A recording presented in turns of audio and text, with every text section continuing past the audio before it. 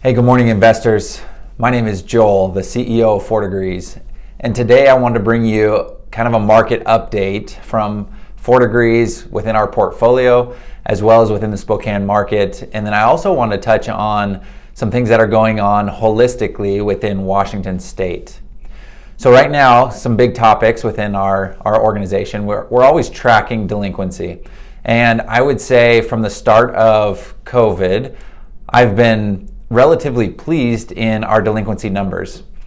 Pre-COVID, we were approximately 2 to 5%, and that has only increased about 2% across our portfolio since COVID has happened. So haven't had a huge hit, and of course some of you are more affected than others by this, but when I look at our entire portfolio, very pleased with that. The other piece I'm very pleased with is our vacancy numbers. Right now we're only sitting at 11 and out of our entire portfolio of approximately 550 units.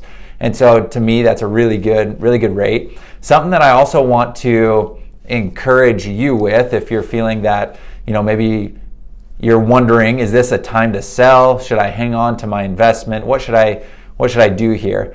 Well, let me reassure you that there is still a demand for rentals. Albeit things have gotten a little bit more complicated in the way that we do business and the way that we deal with tenants right now, but there's still a demand, and me personally, I think there's always going to be a demand for housing and for rentals specifically. So hopefully that's a little bit of encouragement to those of you out there.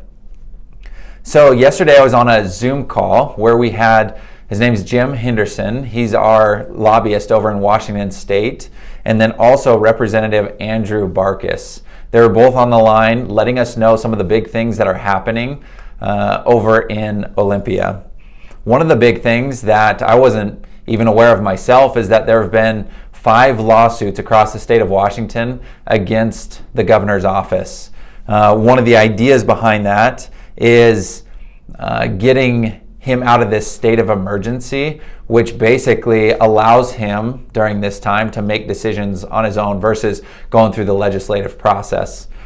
So once again, I didn't even know that those were going on. I think that's a great thing, just because the decisions he's making right now are not boding well for the rental market or the future of the rental market. And so just like we have landlord lobbyists, there's also tenant lobbyists. And one of the things I heard the other day that they're pushing for, and I truly hope it doesn't go through, but is extending this eviction moratorium not only to the end of the year, but indefinitely. That's right, they said indefinitely, which, there's just so many things so many second and third order effects off of that are not going to be good for landlords, as well as management companies as a whole, as well as the private rental industry. So hopefully that's something where logic, comes to the top and wins out. But just so you're aware, and if you're one of those who obviously likes to be involved or enjoys the politics side of it, or just feels super passionately about kicking these things or those ideas to the curb, let me know, and let's try and connect you to the right people so your voices can be heard.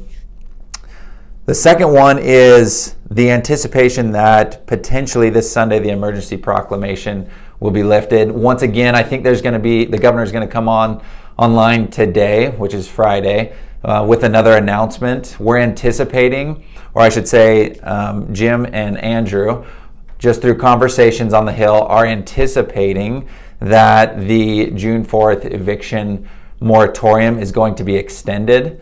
Obviously not great news, but it's something that we need to be planning for, and we're continuing to kind of maneuver around that. So once again, there should be more information and more guidance to come today, and I'll be staying tuned. And if there's something that's going to obviously affect us, I'll be sure to do another video and let you know. But also, if you want to watch, it's just, if you didn't know, tvw.com, and they usually stream the governor's speeches.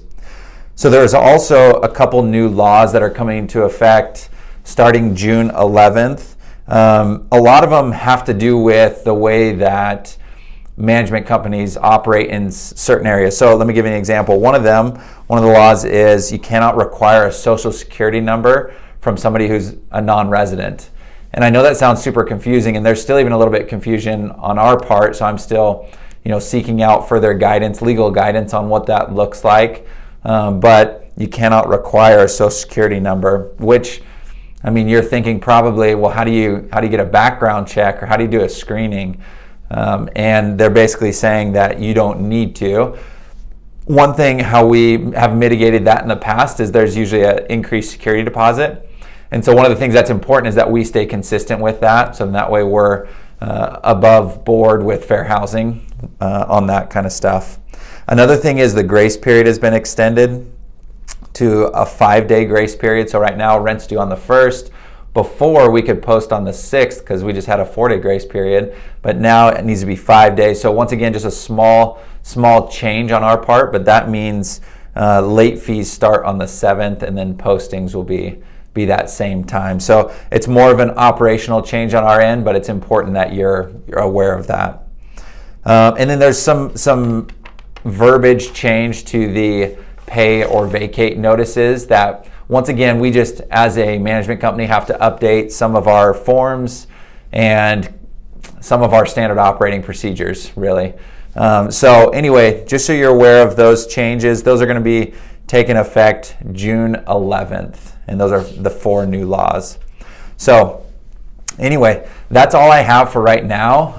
I try to stay engaged on all the political things going on. We're part of national associations that keep us abreast, so then that way legally we can make sure we're doing the right thing on your behalf. So as I get information, I try to push it out to you guys as soon as possible. So I always want to keep the lines of communication open. Feel free to send me emails. You got my phone number. So if you have any questions about any of this stuff, I'm more than happy to take the time to answer at least what I know of them right now. And we'll make sure to get through this together. So until next time, please be safe, stay healthy, and always stay engaged. Thanks.